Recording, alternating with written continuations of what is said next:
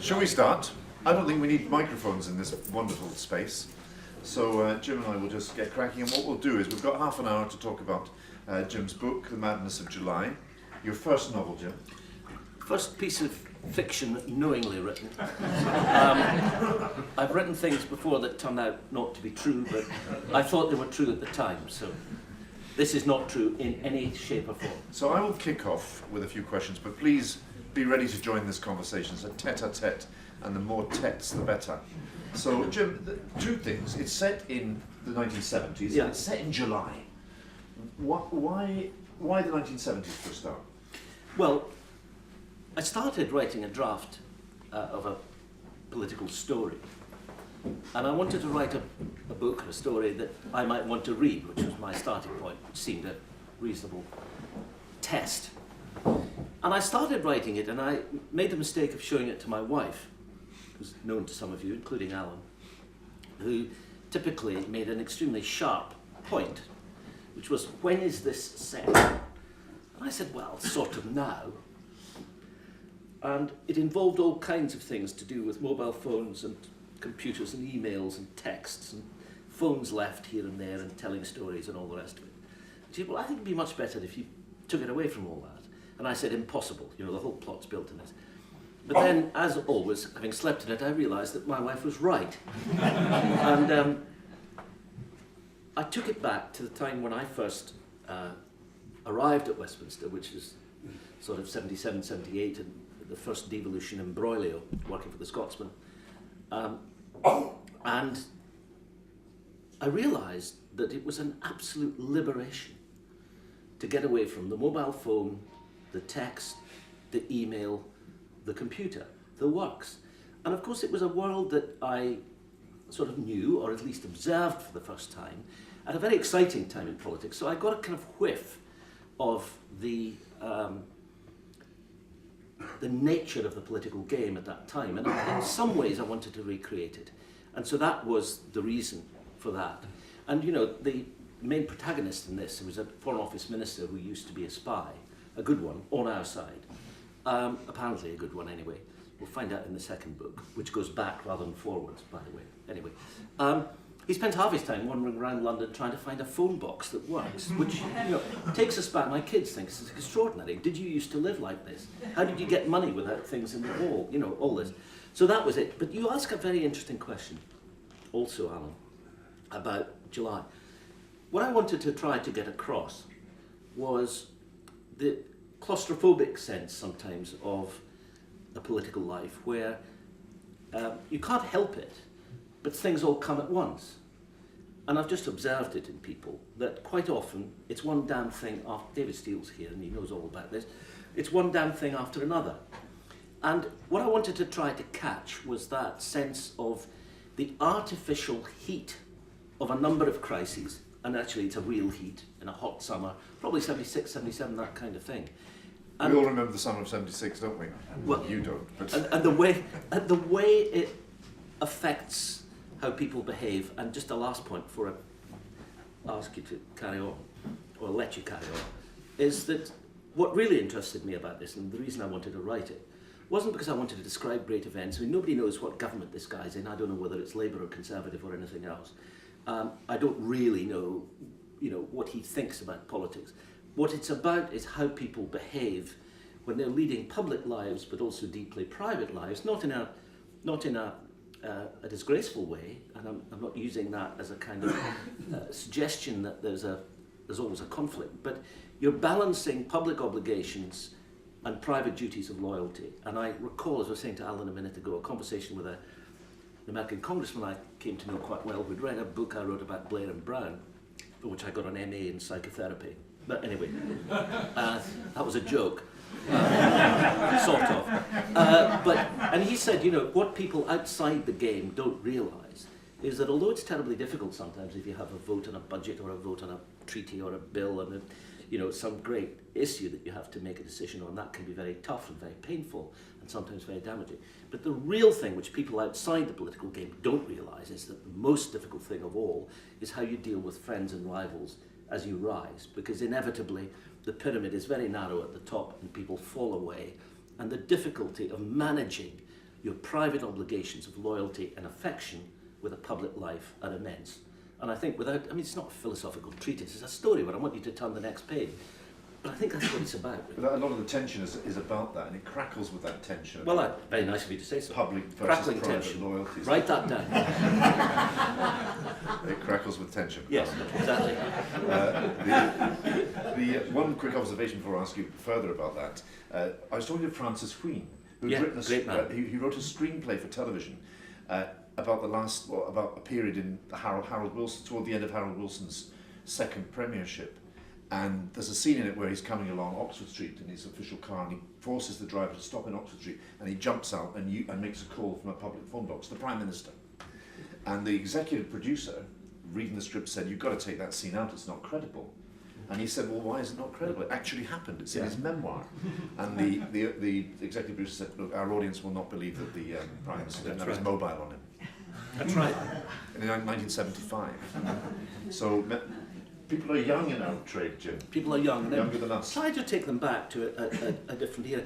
It's also, in the first scene of this book, the minister was called Will Fleming, and who's got a kind of estate in Persia, not quite as splendid as this, but it's got an old house, and the family's well heeled, and he comes of a background that's thought by others to give him advantages and silver spoon and so on, and he sometimes says if only they knew. But anyway, he's got two brothers, one of whom still lives in the old family house in Persia, somewhere north of Lochranach, I think. They can see Shehalin, somewhere up there, anyway. And he talks a great deal about this whole business of managing a life. And in the first chapter, he goes out of his office on a mission which we gradually learn about, which begins in St James's Park. And I ran into somebody who used to be in the kind of espionage business, and had said, "It's a bit hackneyed, it starts in St James's Park." And he said, "Oh, you'd be surprised what still goes on in St James's Park." I said, "Okay, that's fine. So we'll leave it in." Anyway, he goes off to St James's Park, and then he wanders away, and he's going to meet an old friend. And we realised that nobody knows where he's gone. A crisis erupts. His private secretary is going nuts in the Foreign Office, in his private office. The cabinet secretary wants him. As the ghastly beginning of a series of interconnected events which end up involving his family, which are catastrophic, including for two of the people involved, particularly catastrophic. And nobody knows where he is. Now, this is now completely incredible. And in fact, the cabinet secretary, who's a major sort of figure in this book, and rather a nice and decent man, says, someday we'll be able to track where they are all the time. Can't come soon enough for me. And the other little thing related to that, which I think is something that came on me as I wrote this, which was that thing which I think people in the game and in politics, especially in government, but in politics generally, realised that for 6 days, this extraordinary concatenation of circumstances produces crises of loyalty, decision-making, questions of life and death, blackmail, treachery, everything, it's all in there. Not too melodramatic, I hope, but anyway, there's a bit of that. And they realise all the time, Fleming realises it particularly, and he's a good guy, that for them, it may be the most important weekend of their lives. Certainly one of them. A heightened tension, the atmosphere. But out there, nobody knows a thing. They don't know it's happening, and with any luck, they will never know it happened. Now, that isn't a deceit. It's not a deliberate cover-up. It's the way things are. For them, they're living the most heightened hours of their lives. And out there, the world goes on. Builders are sunbathing on the top of buildings, buses are going up Whitehall with the crackling commentaries. The world chunters on. And they don't know that for half a dozen or 8 people, this is a crisis that will shape their lives. And indeed, most members of the House of Commons, I think, although there are very few of them in there, don't know it's happening either. One of the things when I was reading it, what I was trying to work out is who the main characters are based on. Nobody. Yeah, they don't seem to be based on anybody. No, that's right. Is that something you deliberately chose? Well, yeah. I mean, there are things. There's nobody in here who's recognisable, I hope. And there indeed is nobody who's drawn from life. But the publishers, it's some very bright people, the publishers, and after they'd all read the manuscript and so on, we were sitting around at a meeting, and somebody said, "Did you make all this up?" And I said, "Well, what fiction really is. And she said, well, but there's some quite good lines in here. And I said, well, like what? And Fleming's great, one of his great rivals and a guy who turns out to be a bit of a baddie is his opposite number in the MOD, is sort of number 2. And somebody says of him at one point in there, well, of course, the great thing about him is that his greatest ambition is to have a missile system named after him. And somebody said, that's really good, did you make that up? And I had to admit, that was Dennis Healy on David Owen. David still as David knows. So, you know, there are things that come in there that are drawn from life. And, you know, people always say it must be Peter Mandelson. They always say it must be Peter Mandelson.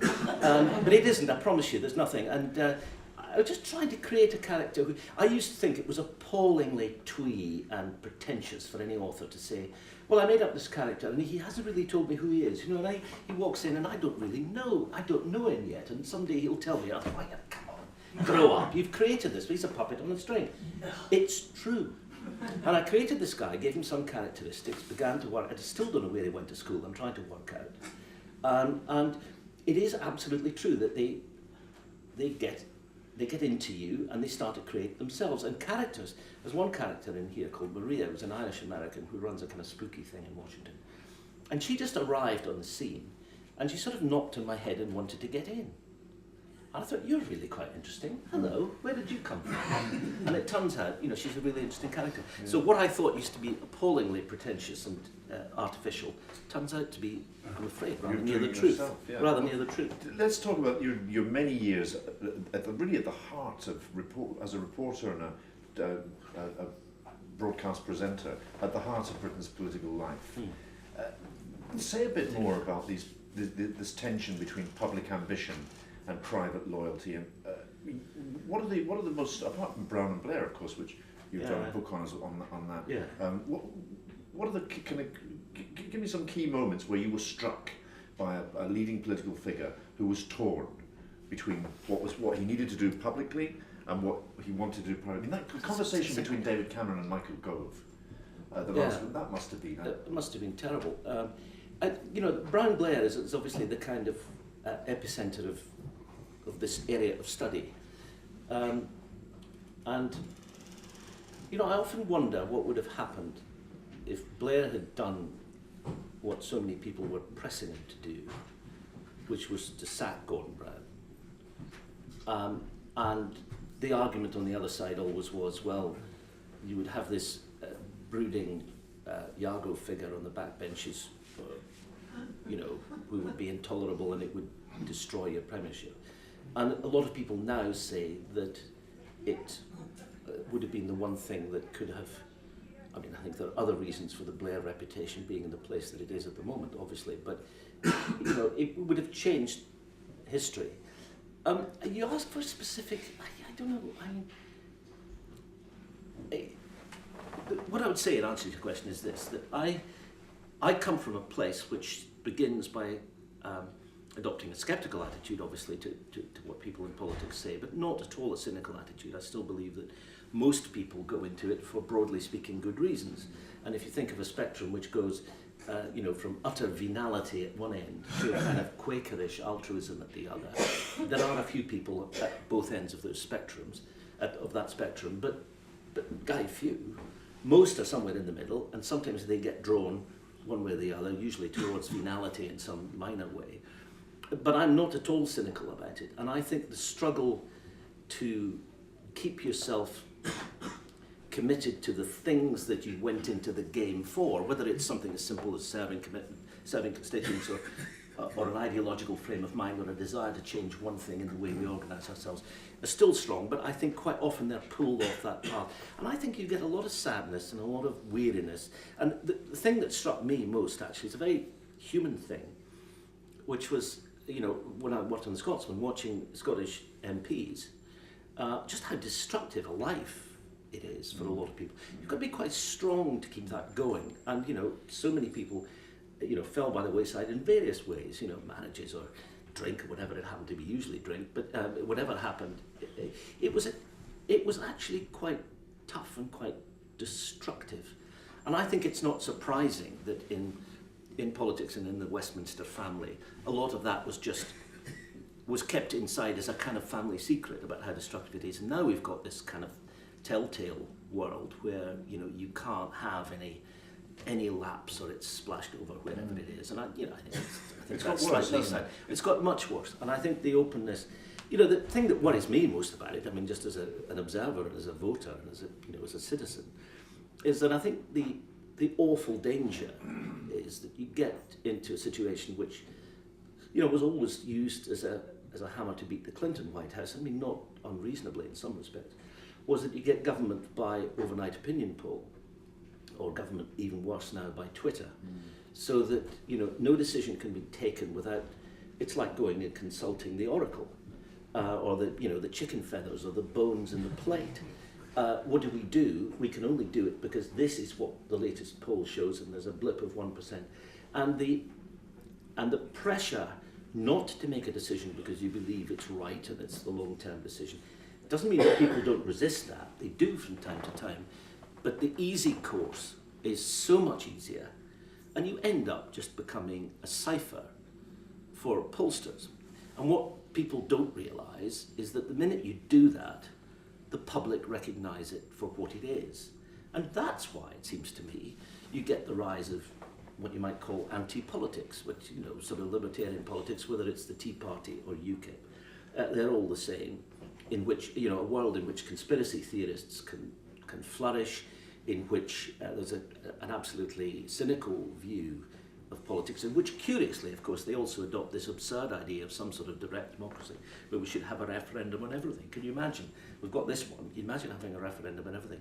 But I do worry about the tendency of political figures, because of the world we're in, to get absolutely bogged down in the business of instant reaction and instant popularity, and I think it makes for bad decision making. And one more question from me. We were talking before we came in. This is the first government in my life where the leading members are younger than me, and we all cross that shadow line, what Joseph Conrad called Happened the shadow to me line. earlier. Yeah, but when I look at especially the Labour front bench now, I see a bunch of people who went straight from Oxford or Cambridge into special advisor roles, and then into Parliament, and quickly into government or shadow government positions. Is that a problem? It's a huge problem. I did an event with Tam Diel a couple of years ago at the book festival. Tam had written a memoir biography, and The Importance of Being Awkward was called. Very good title, very apposite title. Anyway, we did this thing, and there were 500 people there. And I asked him a question to which, in our trade, you will know the importance of this, I already knew the answer that he would give. But so I asked him, and I said to him, he retired in 2005, you know, as Father of the House, the longest continuously sitting member. And therefore, you know, had a kind of status. And I said, look, if you could enact one change in the way Parliament works, or issue one edict, introduce one law, what would it be? And he said, he cited exactly the point that you did of people going through a kind of entirely political career, into a wonky think tank, into a special advisor role, onto a short list of candidates, into Parliament, next minute front bench, next minute government, and said, I would make it illegal. Usual Tam's slight overstatement, but anyway, I would make it illegal for anybody to be in the House of Commons unless they'd done a proper job first. And of course, the place rose as a man and woman. And you know, I don't know how many of them were of Tam's political kidney and how many weren't, but they were certainly from right across the spectrum. And I think there's a very, very strong, and you know, frankly, Cameron, Miliband, Clegg. Now, I know Cameron was head of communications for Carlton Television for 2 years, but let's be serious. And Clegg did do a job in a commission office in a cabinet, fair enough. But fundamentally, they are all creatures of exactly this syndrome that you're describing. And I think, frankly, I mean, you know, it's Americanization of politics in many ways. There is a root in, and I think what it means is that there are many fewer real people, whether it's from business, from agriculture, from education, wherever it is, who go in there and look at it with a fresh eye. And all the parties now, if somebody does come into Parliament aged 40 or above, from a background with some weight to it, they're celebrated as this most extraordinary object, a real person. We've managed to elect a real person. And the sad truth is that it is unusual. And I just think that's bad. And also, I mean, my experience with a few parliamentarians I know who've gone in after doing something real, they find that the professional politicians run rings around them in terms of because career. They've been brought up with the game. Because they know how the system works. So let's have some questions or observations from you. Yes? You've highlighted all the things that concern me, bother me about the politicians and the current generation of politicians. Do you have any hopes at all for something better? It is not a glittering landscape, is it? I mean, there are people who say that the 2010 intake in the House of Commons was very good, that there are very bright people on both sides, or on all sides of the House of Commons. And I think that may well be true. There are bright people. I just have a... Look, if you sign up, as I feel it necessary to do, to some Twitter accounts from, shall we say, without naming names, some leading figures on the opposition front bench, and you read what they tweet, it would make you weep. I mean, some of it, fair enough, I opened a school fete down the road in my constituency, and wasn't it nice they were all there? But, you're saying, hang on a minute, you are a man who's expecting to be, let's say for the sake of argument, business secretary after the next, his tweets are particularly ghastly, after the next election. And this is all you've got to say about anything. And you just think, this is putrid. Now, I'm not saying everybody should be like Mr. Gladstone, as he was stomping around here in, doing meetings that, well, David, you've got those tickets for Selkirk Town Hall where he, 10 shillings, hear Mr. W.E. Gladstone talk for 4.5 hours on the Bulgarian question. I'm not joking. And I'm not exactly saying that. I don't want them all to be like that. But I mean, the chuckers of this world, I mean, it's so dispiriting to see some of it. And I don't know, I don't think politics is full of bad people. I just wish they had a bit more guts. There was an interesting observation in the New Statesman 2 or 3 years ago about the Labour front bench in particular, and it took 3 generations of Labour leaders, those born in the first decade after the Second World War, those born between 55 and 65, and those born between 65 and 75, and asked the question, of the 4 top jobs in the Parliamentary Labour Party, how many people were there in each generation? Of course, in the first generation, it was Brown and Blair and Robin Cook and Jack Straw and Margaret Beckett. There wasn't any number of them. In the third generation, people born between 65 and 75, it was the Miliband brothers, Yvette Cooper, Balls, again, lots of them. In the middle generation, which is my age group, people born between 1955 and 65, 1, Jackie Smith. There's a kind of missing generation there. No, it's true. And, I think the Labour problem, which you highlight, I think it's a different one. Not a different one, but there's another aspect to it. If you go back to 95 to 97, before the 97 election, everybody knew what you would get if you voted for the opposition. I mean, you would get Blair and Brown, you get Prescott, you get Jack Cunningham, you get Robin Cook, you get Jack Straw, and a couple of others, Jack Cunningham and so on. And, that's the government in waiting, right? They're there. You may like them, you may loathe them, you may think they'll do a good job or not. But that's what you're going to get. If you say to people now, who is there who's going to step in if you put this lot out? They've got not the faintest clue. And I'm sorry, if they blame the BBC, then, forget it. It's always the last resort of the scoundrel, the first resort of the scoundrel. They're just not... And, I'm not making a party point here about Labour being particularly bad. I think it would be the same the other way around. And a lot of it is difficult. People distrust politicians. I think that the real problem we've got is that the authority that serious political figures have to come up and say to the country, look, this is a really, really serious moment. We've got to do this. I believe it's a crisis. Here is how we must act. I think the ability of politicians of any stripe to say that now, it's hugely diminished because they all seem to be in this same game of scrabbling around looking for a quick advantage. And there is no one who seems to be holding to a course and saying, well, look, if you don't like it, that's fine, vote for somebody else. And I just feel that the tenor and tone of politics is one that is not inspiring to anyone. It's better up here than it is in London. Yes, sir. Yes, Do you think that the public faith and respect for politicians would be improved if they all had to follow the rules of just a minute? Yes. No hesitation, no deviation. Yes, I do. I think people who can produce an idea and get it across crisply are few in number. Yes. And huge damage was done to politicians by the expenses scandal exposed by the Daily Telegraph. Yeah. Given that you were saying just before that it's now very difficult for politicians to do anything, everything is now sort of exposed, do you slightly wish that hadn't happened? Well, it's a really difficult one, isn't it? Look, when I saw the stuff that was on that disc that they pinched or wherever they got it from, I must confess I was absolutely appalled by some of it, because the number of people who had clearly been at it in a studied way, and in a near criminal way, was much higher than I would have expected. On the other hand, I felt nothing but sympathy for people who'd gone to Sainsbury's, handed a receipt over to a secretary, who'd bunged it in, and there they are. She claimed for Tampax from Sainsbury's or something.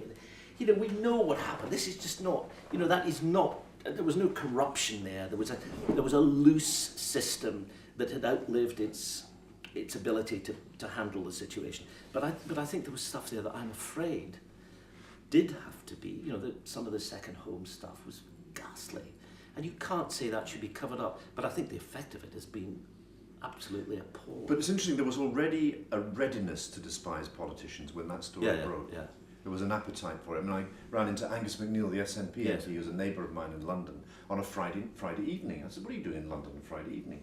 And he said, I was at Glasgow Airport this afternoon, and the Daily Telegraph rang on my mobile to ask me why I ate a Toblerone in 2005 from a hotel minibar. It's awful. It was, it was blanket condemnation and blanket.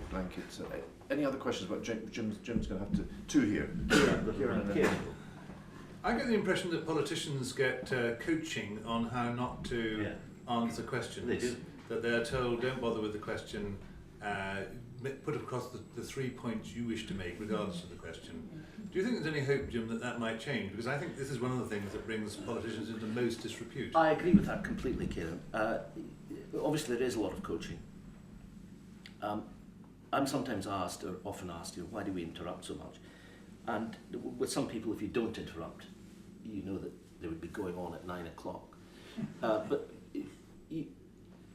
there are ways of interrupting. One of the views I have is that people listening to our programme have the gumption to understand when someone refuses to answer the question. And you can do it in a way which exposes their ridiculous attempt to get off the hook.